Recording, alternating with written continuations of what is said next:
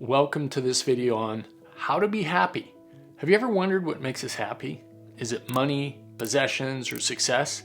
Well, for years, these things have been considered the key to happiness. However, according to a remarkable study out of Harvard, it's actually relationships that are most important, not material possessions or money when it comes to long-term happiness. Hi, I'm Dr. B. I'm a medical doctor, and I like to make educational videos on topics I find fascinating. In today's video, I'm going to dive deep into the Harvard study, and we're going to explore how relationships can bring us greater happiness compared to money, property, or things. And watch until the end to get some real practical tips that you can use in your everyday life situations. The Harvard study followed 268 students for over 75 years.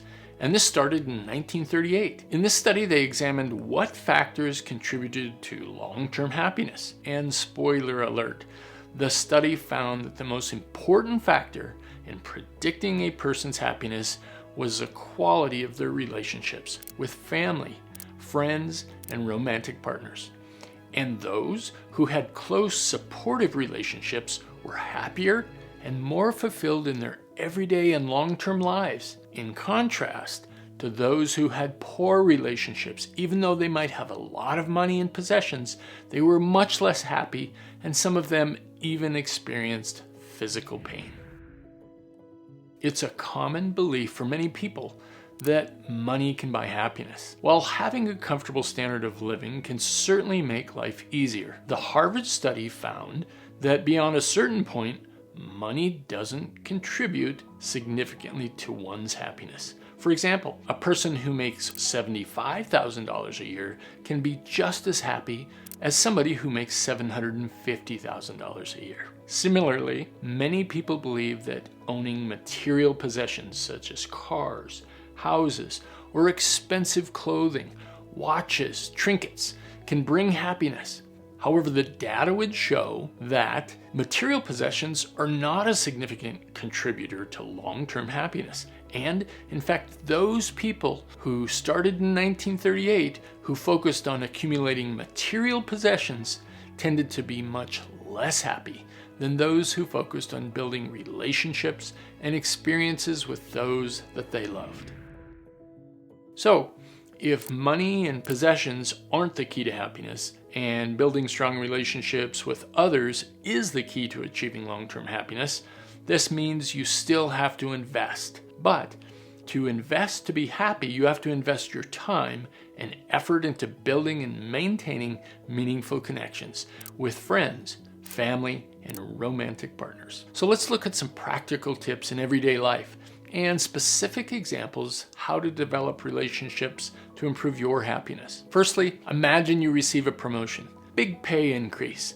Now, while the additional money might make you feel happy in the short term, more long-term satisfaction will really come from the relationships you build with your new colleagues and your new clients. So instead of focusing on the joy of the promotion and the new money, try to build strong relationships with those around you, with your bosses, with your peers, and those who work under you. By taking the time to get to know these people, by offering them your help and support, offering your expertise, listening to their expertise, and make an effort to participate in team building activities. Developing these meaningful connections with those around you will lead to much greater long-term job satisfaction and long-term fulfillment and eventually happiness.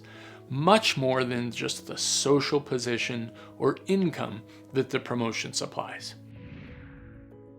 Secondly, let's talk about our romantic relationships. Our relationships are the most important predictor of our long-term happiness. I've already said this. Well, this means we need to prioritize our relationships and make the most time for the people we care the most about. This involves communication, trust, empathy.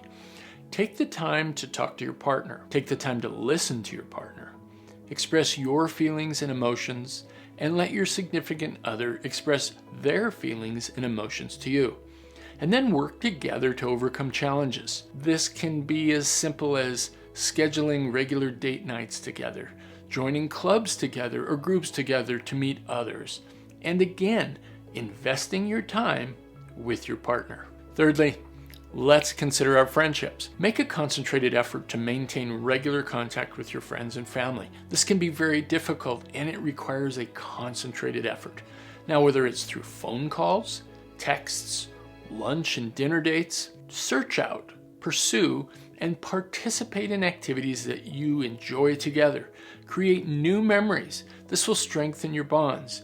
And just simply pick up the phone to call a friend or a family member that you haven't spoken to for quite some time. Finally, let's talk about the importance of experiences over material possessions. Now, while material possessions can bring us again temporary happiness and joy, experiences provide us with lasting memories and happiness. And there is good data that these are so very important.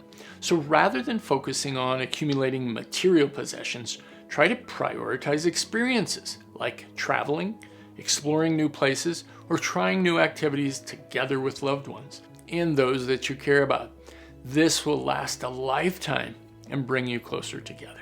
Let's specifically consider the example of buying a new car. While the initial thrill and joy of owning a new car may bring some happiness, far more long-term satisfaction and fulfillment will come from the memories you create while driving with loved ones and sharing time. Road trips and traveling with family and friends will create memories that you will treasure for a lifetime, long after the new car becomes old, sold, or goes to the junkyard. That's how to be happy. It's not money. It's not possessions. It's people. Let them know they are important to you, and your relationships will blossom, and with it, your long-term happiness. Thanks for watching. Try these other videos on the health benefits of coffee and these shorts on a variety of subjects. And please don't forget to hit subscribe.